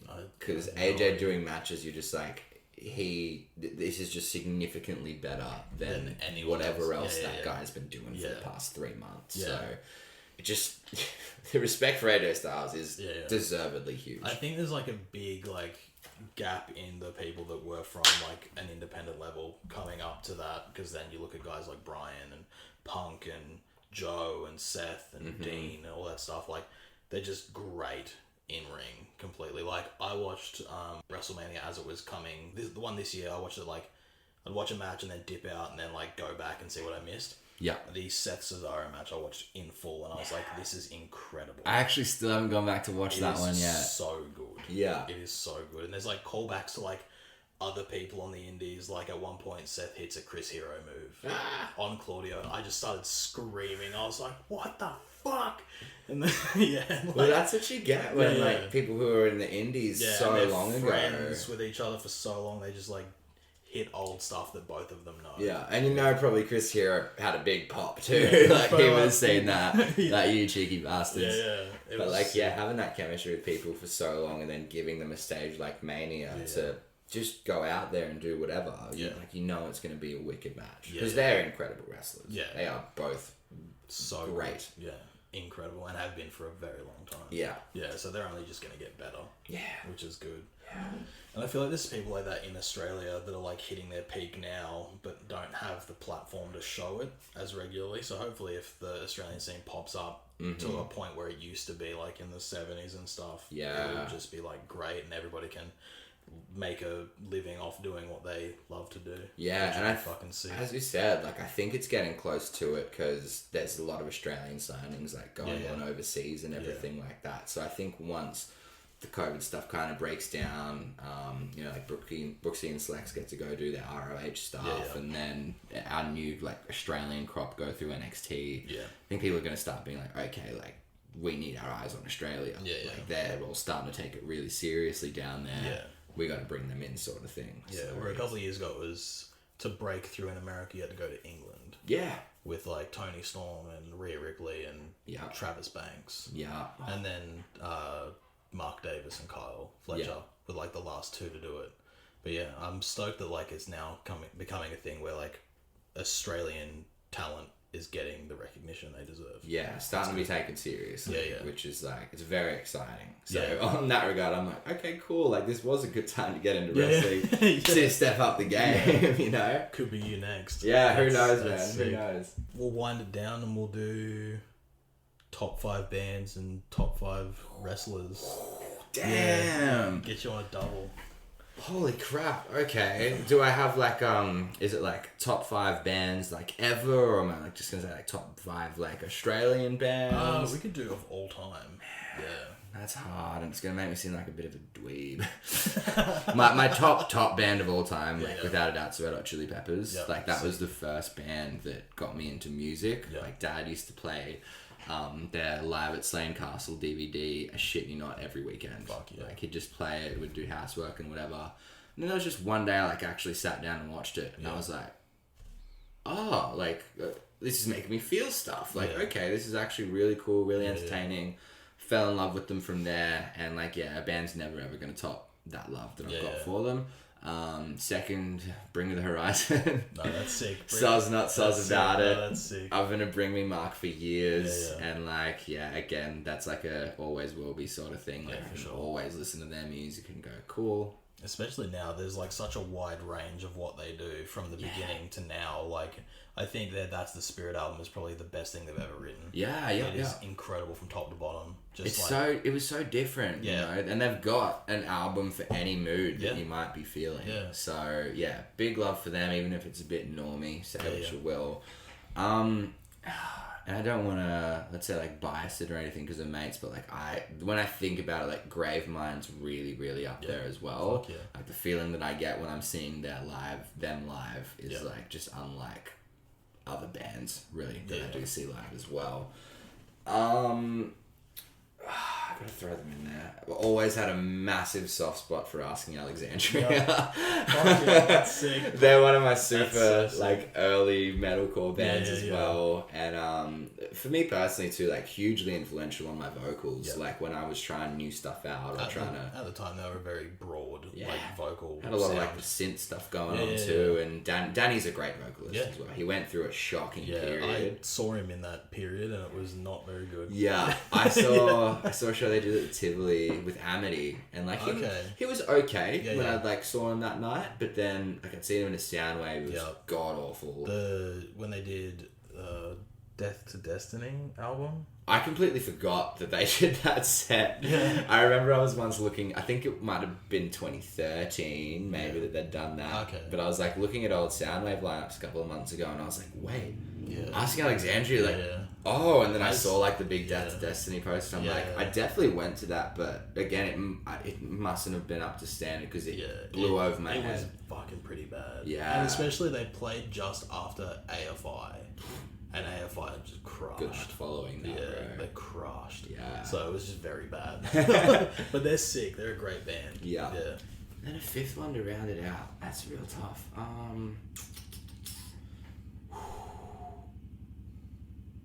Trying to think, do I want to go metal again?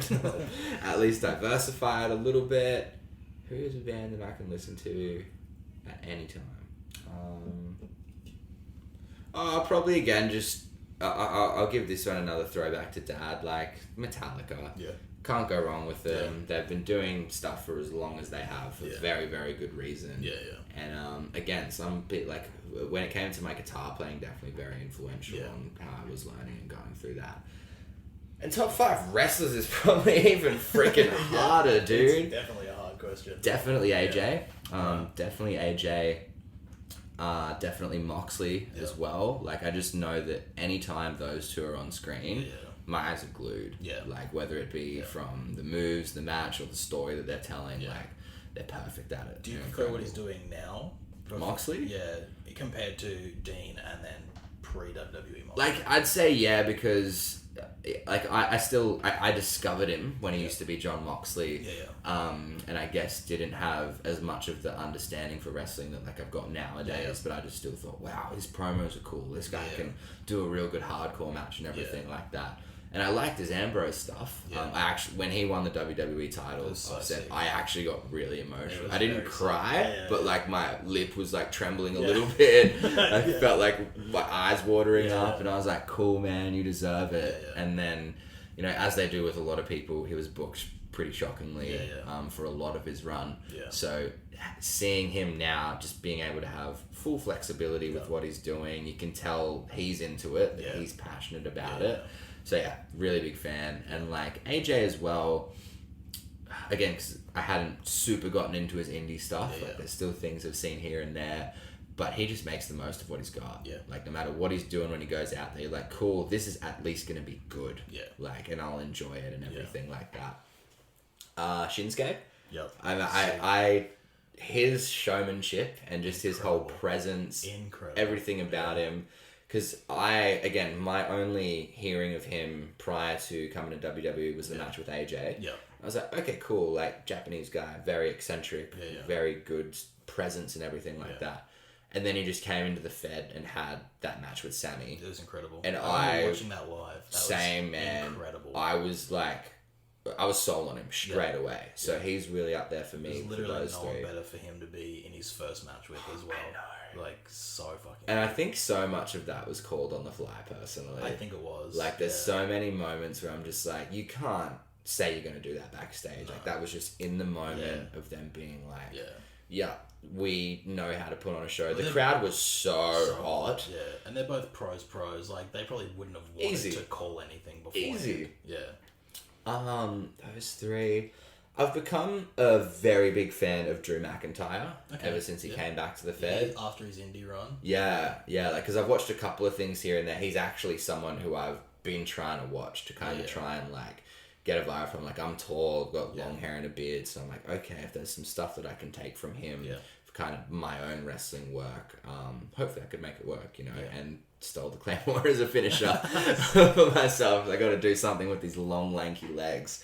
So, Yeah, he especially after that WWE title run, like he's a superstar, man. Yeah. Like he carries himself like they've a champion. fixed everything they've done wrong with him. Yeah. Which So is it took a bit of time, but I still even think when he was like tagging with Ziggler or that was great. Yeah. doing this, there, and the other, like you could see how far he'd come since then, and now he's worthy of being like a top guy within all of it as well. So he's up there. And around, this is definitely not in any particular order. That'd be like I'd need like another hour to break that down and segment it into different things. And then a fifth one to round it out. If I'll be cheeky. I'll say FTR. Okay. Like it'll be two people. Yeah. That's one act. Yeah, it's still one and the same, you know. Yeah. They redefined tag wrestling for me. 100%. When I was watching their stuff with American Alpha and DIY back in NXT. Incredible stuff. They're the sole reason. Like, there are times nowadays, even though, like, I'm just starting out, I'm a singles wrestler, like, I want to do tag team wrestling at some point.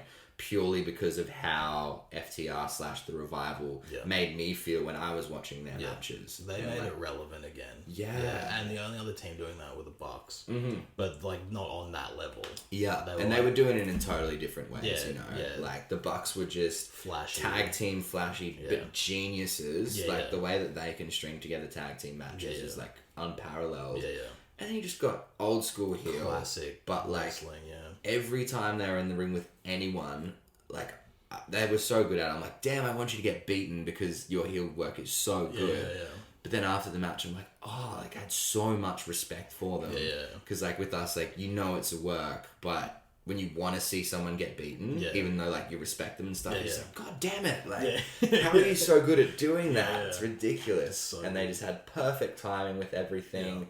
Yeah. So yeah, I think they're definitely a worthy spot to throw on like my all-time faves for sure. Sick. Yeah, that's so good. Yeah. Fuck yeah. Cool.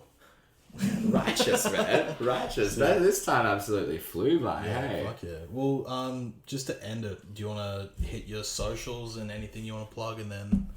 Yeah, for sure. All right. Find me on the Instagram at original and then 2 underscores Zoltan, Zoltan.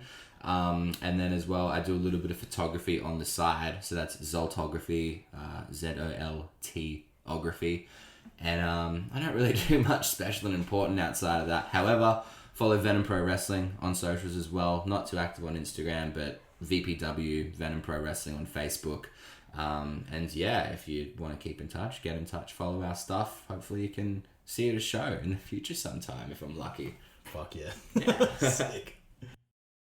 And that's it. The first episode of the Heavy Sweater podcast is done. And these are so much fun to do. So I'll be trying to get at least one out a week, every single week, or until I run out of people to talk to. But hopefully that doesn't happen. So if you like what you heard, check us out on streaming platforms, Apple Podcasts and Spotify. I'd like to thank Zachen for coming on, and he's welcome whenever he wants to come back. It was so much fun. He's so positive. And it was great just talking wrestling with someone. It was fucking sick. Yeah. But you can check him out on his socials at original__Zoltan from memory. He hit him in the episode, so if you want to follow him or check him out, check it out on there. But I'm pretty sure it's original__Zoltan. And Venom Pro Wrestling. Check them out. They're doing great stuff. Putting on shows all the time. Booking great Australian talent, as well as producing their own great Australian talent. Check the podcast out on Facebook, Heavy Sweater Podcast. So yeah, thank you for listening, and thanks for supporting the Brisbane heavy music scene. So yeah, I don't really know how to wrap this up, but thanks again, and I'll see you next week, hopefully. See ya.